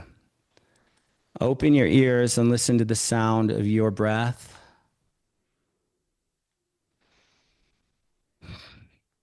Walk your feet to your hands, feet hip width distance apart. Ragdoll pose. Start with the knees soft.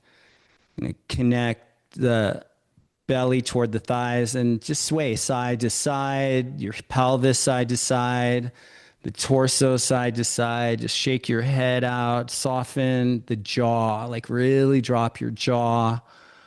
And then coming into the middle, coming into the center. From the center of the pelvis down, straight line down, evenly through both feet. Toe heel your feet together. Lift halfway up, breathe in, and come into low plank position. Upward dog, downward dog.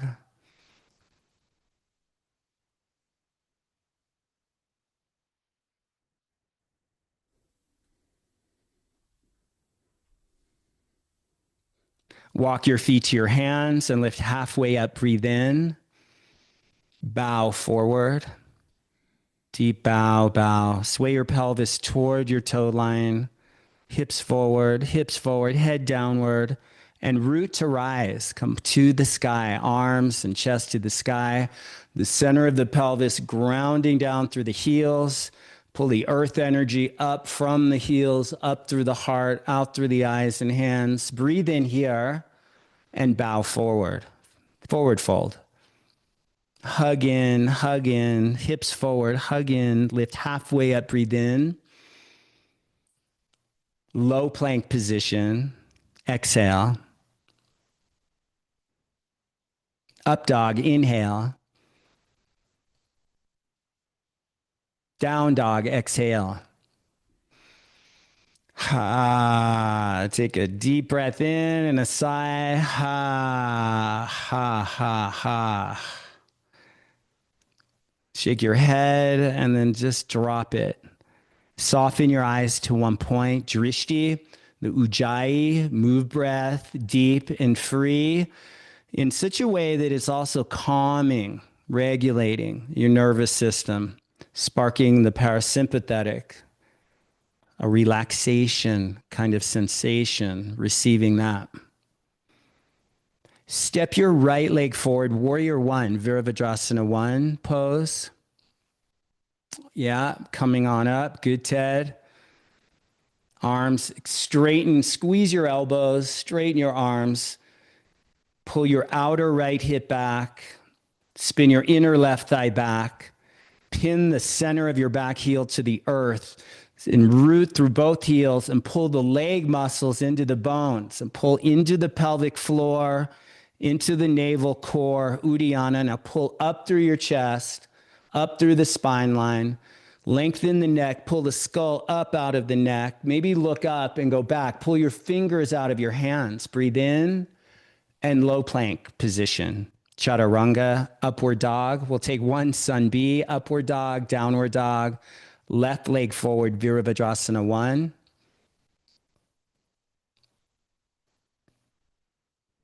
Good, breathe here, soften your eyes.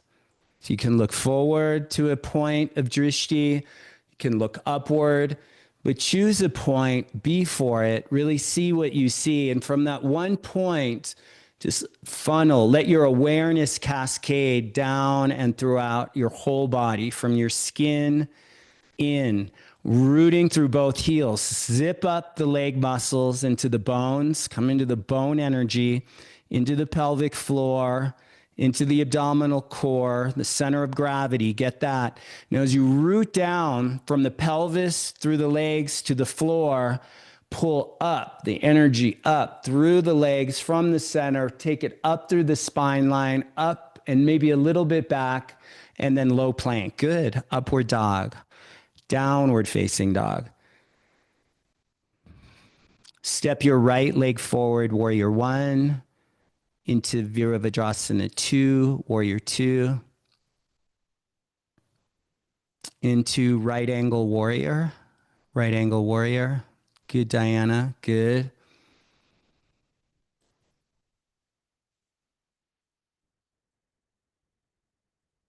And then bring your hands to your hips and straighten both legs. Triangle pose, Trikonasana, triangle.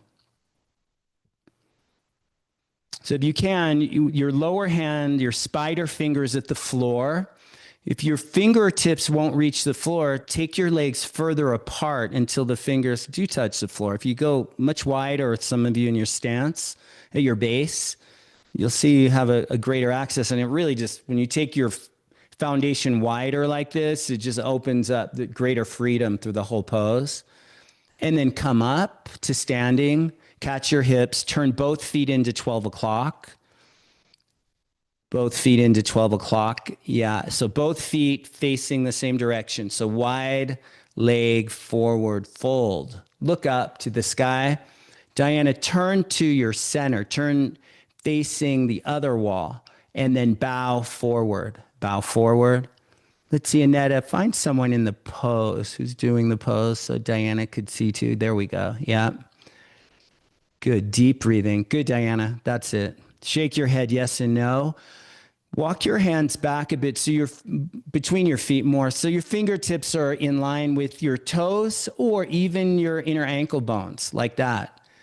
And then you're in a dance, the pelvis moving forward toward your toe line a bit.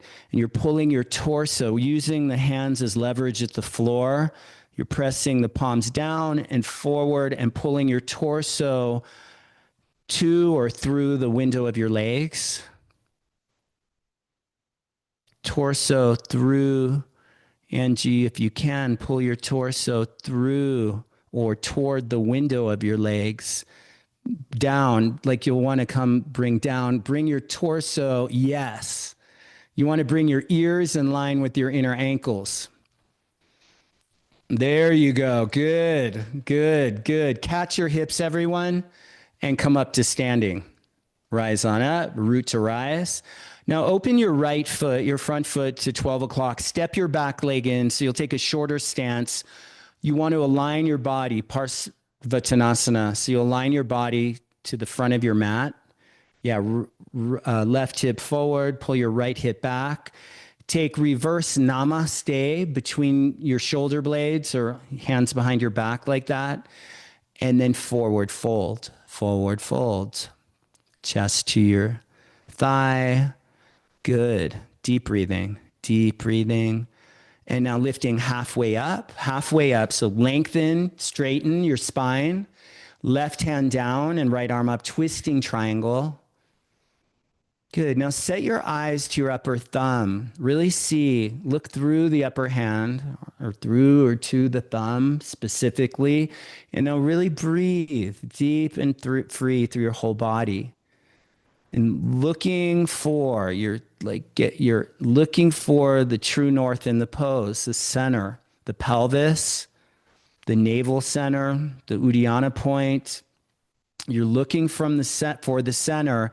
As you locate the center, you now want to align, pull the outer right hip back, pull the inner wall of your chest forward, lengthen your spine, twist more, lower lung forward, upper lung back, twist, and come down to chaturanga and go through the vinyasa. Upward dog, downward facing dog.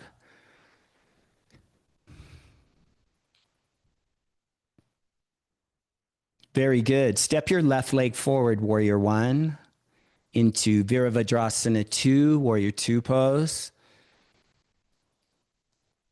into Parsvakonasana. You could bring your forearm to your front thigh or bring your lower hand to the floor and spider fingers to the floor, to the outer side of your front foot. Good. Yeah, very nice, Marina. That's very nice. Broadening through the upper back, extending through the chest, the spine lengthening. There's a twisting, the rotation of your torso, working from both heels, it's hugging the leg muscles, finding the bones, get the bone energy. Very good. Now come up to standing and triangle, Trikonasana, triangle pose, Trikonasana. We threw in an extra bonus pose in this grounding sequence, Parsvakonasana. Now Trikonasana, again, be at play with your foundation. So again, the foundation broad and long, and then really root through the center of the back heel, lift the inner arch of the back foot, get really balanced and centered through the four corners of the front foot. Then as you ground down from the pelvis through the legs to the floor, hug the leg muscles and zip pull the energy up from the earth, through your feet, through the legs, pull it up through the torso, turn a little more, and then come up to standing. Catch your hips and turn your feet to 12 o'clock for wide leg forward fold. Interlock your hands behind your back. Pull your deltoids, pin your deltoids to your back. Look up, pull up, breathe in, and forward bow. Fold and hinge from the hips, from the pelvis, the hip hinge. Yeah, good, Keith. Shake your head, yes and no, like really drop the weight of the head, soften the jaw, the tongue softening, every muscle in the face. Just let any tension dissolve and receive the nectar, the flow to your brain, to the skull. Give a little more rinse, wrap the arms forward, rinse the shoulders. And then catch your big toes with your first two fingers. Catch the big toes and lift your spine halfway up, extending spine, and forward bow, forward fold. Good. Again, shake the head now, just let it go. Pull forward, the crown downward toward the earth. Catch your hips with your hands and root to rise. Now open your left foot, square up to the front of your mat, shorten your stance, step in a bit. Good, center up, root down, look up, pull the chest up, pelvis rooting down, heart pulling high, and then forward bow. Now you can do free form with your arms here, whatever you like. You could interlock your hands at the back. You could have your fingers at the floor. Take some variation different than what you did on the other leg. And wrap forward, deepen, extension, and then hands to the mat and lift halfway up for twisting triangle. Set it up. Yeah, right hand to the outer side of the front foot is the ideal. You want to lengthen the spine, so really be active. I like bending my knees as I access this pose. Soften the knees to find the center of your pelvis, outer left hip back, then lengthen. Press your tailbone back. Pull the inner wall of your chest forward to lengthen the spine, and then the rotation, the twisting. So rotation after extension. First extending the spine, then the rotation, rinse, wrap and rinse, rinse, full breath in, one more spin, and chaturanga, low plank to upward dog and downward facing dog. Good. Half pigeon. Bring your right foot to the outside of your left hand. Right foot to the outside of your left hand. Good. Right knee to the right wrist. Working toward creating a square in your front leg. And then on your arms, look for the center of your pelvis. So you're wanting to have the center of the pelvis. And then you could bring your forearms to and elbows to the mat if that's available to you. You might want to play with tucking your back toes. On the back foot, tuck the toes. You see it creates an energetic line. But now just be at play here. Do you need to like move your torso a little bit more to the right side or to the left side? It's like you're researching and discovering what's wanted, what's needed. You're listening to your body, the sensations, the energy. And you're responding in a way that is causing movement, causing flow, allowing things to dissipate, old holding patterns to dissipate. You're moving breath deep and free. Your eyes are calm at a point. If your eyes are closed, that's okay, but still holding the drishti, the inner drishti. Just really allow the breath to move now. Be moved by the breath. Move breath and be moved by the breath. Let anything old, anything of just, metabolic, energetic, leftovers, energy from reactivity in life, just let that get present to it, breathe through it, and let it go. And experience it leaving. Experience the experience of it leaving your system. Stress just leaving your body. That stuff of stress.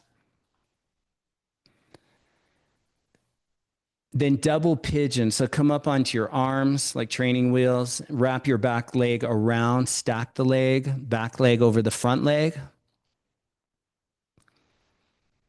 Nice.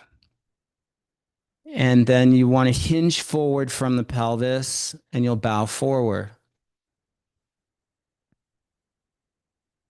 And just notice where there's any over efforting. So you do want to be active through your hands, like pulling the fingers out of the hands, extending through the arms. But allow a softening through the neck, the skull. Notice any over efforting where you're giving too much energy to the action. So it's active over all the parts, all the periphery, all the extremities activated, but then also within that balance of Sthita Sukha Asanam, the Sthita is the active and the Sukha is the non-action, the surrender, allowing for a flow to move through you, to be moved by something greater.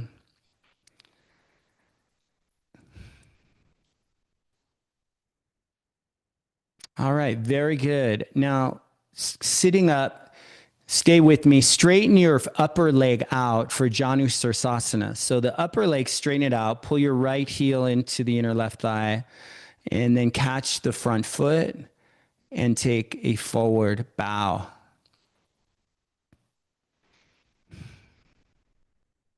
Yeah, again, soften the jaw. Just soften. If you're coming into a strong body sensation for some of you, this is, if not easeful, it's pretty friction-free, but find those little pockets that you can work into. Some others of you, it's like the sensation is strong. The resistance is up in your hamstrings and through your pelvis, your calves. So be with it in such a way that something is moving, something's releasing, but not with force, more of a melting into it, a dropping in, a softening in.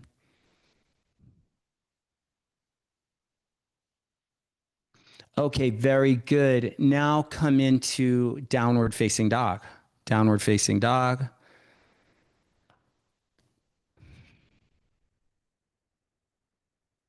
Find your breath here, drishti here.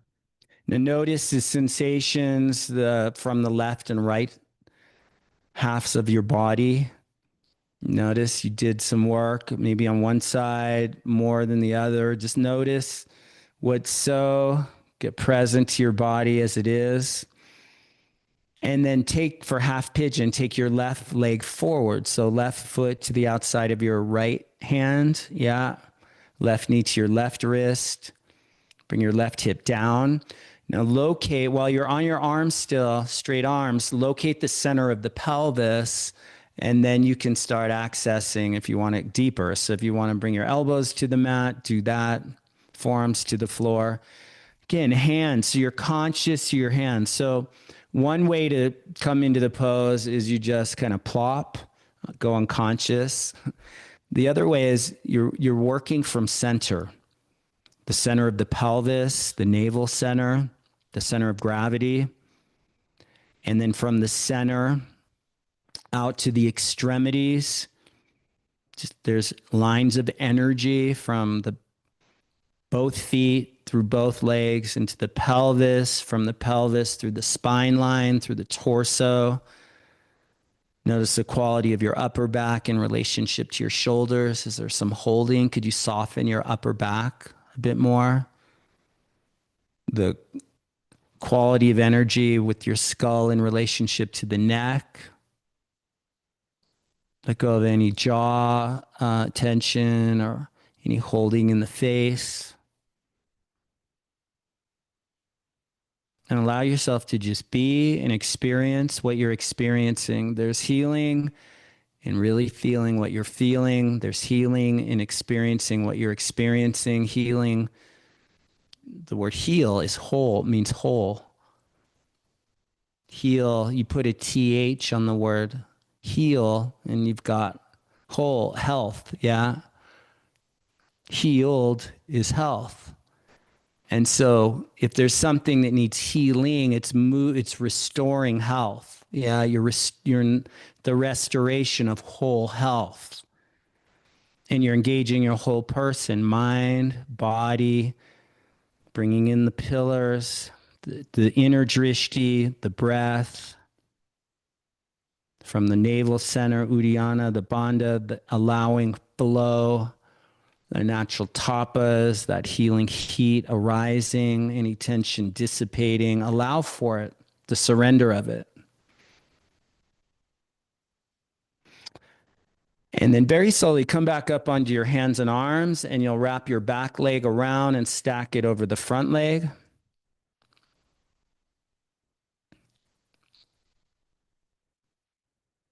All right, yeah. Find it, and then bow forward. Bow and let the head drop. And however you're, doing this is perfect. So there's no trying to get it right. If anything in your mind is coming up, it should be any other way than what it is. Give that up. Just give up any thoughts about it and just drop into being with your experience here in your body. So that's the practice. The drishti, again, with the breath, the drishti and the breath brings you back to center, back to the middle.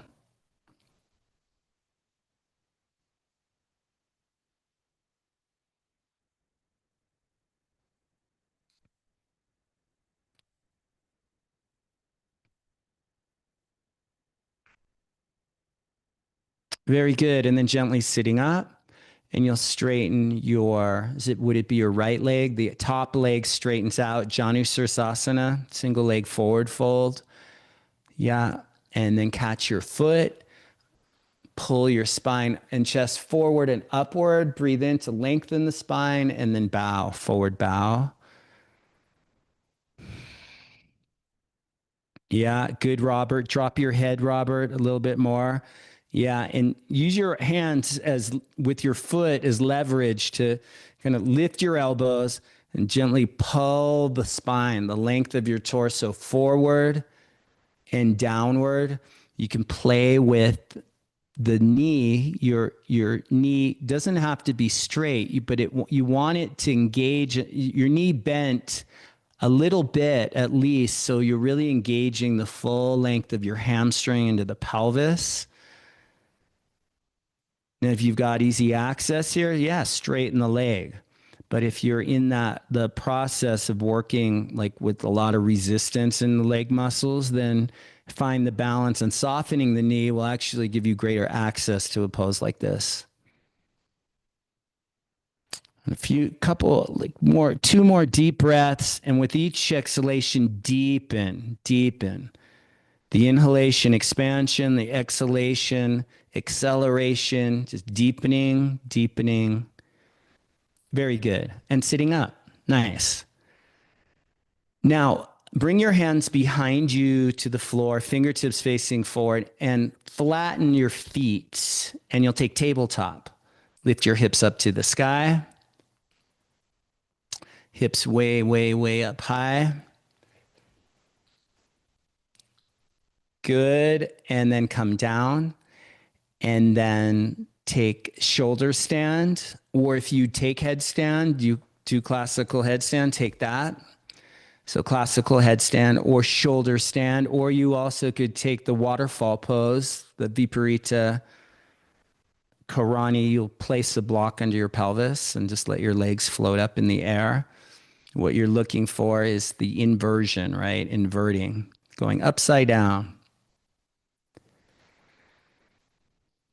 And then gently, at the foundation, you're gently pulling the arms toward the center, Whether in headstand or shoulder stand, the arms are pulling in toward each other, towards center. And then the wrists and the elbows equally ground down into the earth. If you're in headstand, the crown of the head is gently grounding down. And as you ground down, you'll notice everything else pulls up toward the sky. You want the legs activated.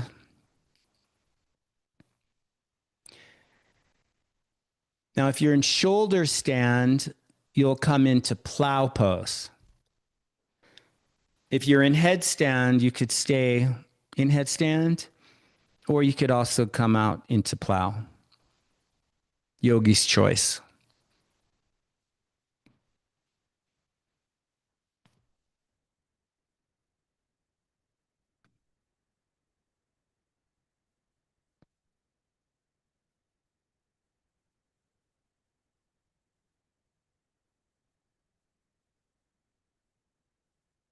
And then very, very gently, you'll come on out, roll it out.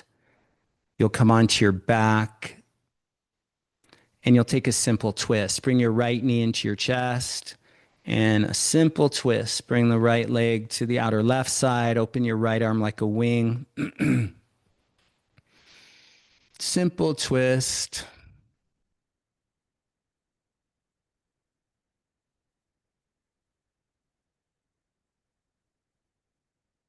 And reverse sides.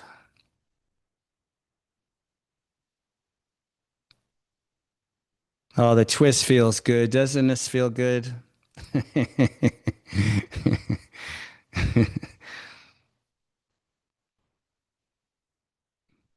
All right, coming to center. Shavasana. So we're not going to do a long Shavasana, and you're all welcome. We may drop off. You're welcome to stay in Shavasana. I'll stay with you for the first couple of minutes here, but this is your time here. So everything you've done this day, everything you've done, and everything you did not do today, all the way up through this call together, through this practice together, everything you've done today, everything you did not do today, just let it all go. Let it all go. And just drop in. If thinking, chatter, things you need to do, if that's here, just give it up. Let it go and give yourself the gift of being. Grant yourself the gift of being. It's a gift only you can give you. And in beingness, dropping in to the ground of your being. The ground, the center of your pelvis and navel center, from the physical center, from the center of your being. Just really drop in and let go of everything. Hold on to nothing. And when you truly, really do nothing, something powerful happens. A wholly new and different experience of life, an experience of self. When you truly do nothing, it's a transformation of your experience of life right now.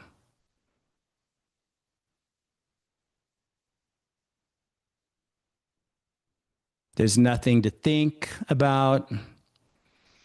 There's nothing to do. There's nothing to fix, nothing to figure out. Right now, right here. Just be here. Just be and let be.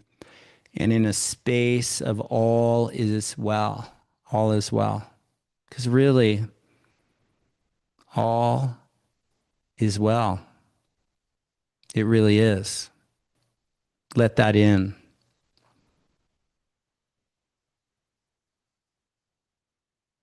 All is well. can naturally bring you into a space of gratitude, the experience of gratitude. That really, whatever the storms that are happening in your life, whatever the winds, whatever the things, really at the core of it, you're blessed, all is well.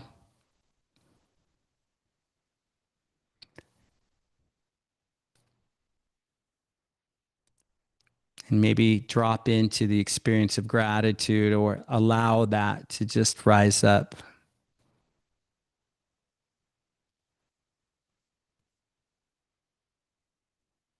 The experience of gratitude has its own kind of restoration into wholeness for us.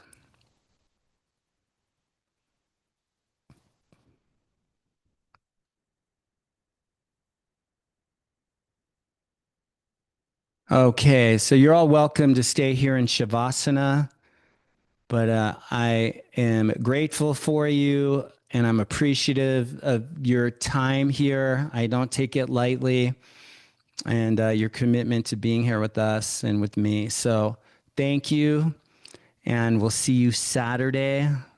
Yeah, I think it's 12 noon. Is that it on Saturday? So you all stay well, be well, and can't wait to be with you again. Thank you.